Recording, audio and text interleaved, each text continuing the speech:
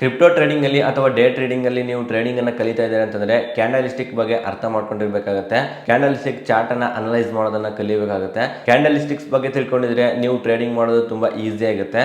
ಹಾಗೆ ಇಲ್ಲಿ open close ನೋಡ್ತಾ ಇರಬಹುದು. ಇದು ಓಪನ್ 120 ರೂಪಾಯಿಯಲ್ಲಿ ಓಪನ್ ಆಗಿದೆ. ಹಾಗೆ ಕ್ಲೋಸ್ 135 ರೂಪಾಯಿ ಹೋಗಿದೆ. ಹೈ ಅಂಡ್ ಲೋ ಎಷ್ಟಕ್ಕೆ ಹೋಗಿದೆ ಅಂತ ನೋಡಿದ್ರೆ ಒಂದು 150 ರೂಪಾಯಿ 100 ರೂಪಾಯಿಗೆ ಹೋಗಿರುವಂತದ್ದು. ಇವಾಗ ಕಂಪ್ಲೀಟ್ ಆಗಿ ಈ ಒಂದು ಕ್ಯಾಂಡಲಿಸ್ಟಿಕ್ ಅನ್ನ ನೋಡೋದಾದ್ರೆ ಇದೊಂದು ಗ್ರೀನ್ ಕ್ಯಾಂಡಲ್, ಬೈಯರ್ಸ್ ಸ್ಟ್ರಾಂಗ್ ಆಗಿರುವಂತಹ ಒಂದು ಕ್ಯಾಂಡಲ್. ಓಪನ್ ಎಷ್ಟರಲ್ಲಿದೆ ಗಮನಿಸಬಹುದು. ಓಪನ್ 120 ರೂಪಾಯಿ, ಹಾಗೆ ಕ್ಲೋಸ್ ಆಗಿರುವಂತದ್ದು 135 ರೂಪಾಯಿಯಲ್ಲಿ. ಹಾಗೆ ಹೈ ಎಷ್ಟಕ್ಕೆ ಹೋಗಿದೆ ಅಂತಂದ್ರೆ 150 ರೂಪಾಯಿಗೆ ಹೋಗಿದೆ. ಲೋ ಗಮನಿಸ್ತಾ ಇರಬಹುದು 100 ರೂಪಾಯಿಗೆ ಹೋಗಿದೆ. ಇದಿಷ್ಟು ಫ್ಯಾಕ್ಟರ್ಸ್ ಅನ್ನ ನೀವು ಒಂದು ಕ್ಯಾಂಡಲ್ ಅಲ್ಲಿ ತಿಳ್ಕೊಳ್ಬೇಕಾಗುತ್ತೆ. ಇದು ಕಂಪ್ಲೀಟ್ಲಿ ಬುಲ್ಲಿಶ್ ಕ್ಯಾಂಡಲ್ ಆಗಿರುತ್ತೆ.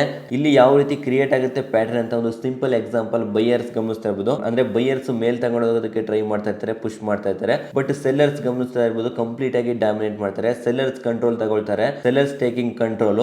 ಇವರು ಕಂಟ್ರೋಲ್ ತಗೊಂಡಾಗ ಈ ಒಂದು ಪ್ರೈಸ್ ನ ಏನ್ ಮಾಡ್ತಾರೆ ಕೆಳಗಡೆ ಪುಷ್ ಮಾಡ್ತಾನೆ ಇರ್ತಾರೆ. ಅಪ್ ಟ್ರೆಂಡ್ ಅಲ್ಲಿ ಈ ಒಂದು ಶೂಟಿಂಗ್ ಸ್ಟಾರ್ ಪ್ಯಾಂಡಲಿಸ್ಟಿಕ್ ಪ್ಯಾಟರ್ನ್ ಕ್ರಿಯೇಟ್ ಆಗುತ್ತೆ. ಶೂಟಿಂಗ್ ಸ್ಟಾರ್ ಯಾವ ರೀತಿ ಕ್ರಿಯೇಟ್ ಆಗುತ್ತೆ ಅಂತಂದ್ರೆ ಇಲ್ಲಿ ಕಂಪ್ಲೀಟ್ ಆಗಿ ಒಂದು ಸೆಲ್ಲರ್ಸ್ ಡಾಮಿನೇಟ್ ಮಾಡಿ ಶೂಟಿಂಗ್ ಸ್ಟಾರ್ ಪ್ಯಾಟರ್ನ್ ಅನ್ನ ಒಂದು ಸುತ್ತಿಗೆ ಆಕಾರದ ರಿವರ್ಸಲ್ ಪ್ಯಾಟರ್ನ್ ಅನ್ನ ಕ್ರಿಯೇಟ್ ಮಾಡ್ತಾರೆ. ಅವಾಗ ಕಂಪ್ಲೀಟ್ ಆಗಿ ಪೊಟೆನ್ಶಿಯಲಿ ಡೌನ್ ಟ್ರೆಂಡ್ ಕ್ರಿಯೇಟ್ ಆಗುತ್ತೆ.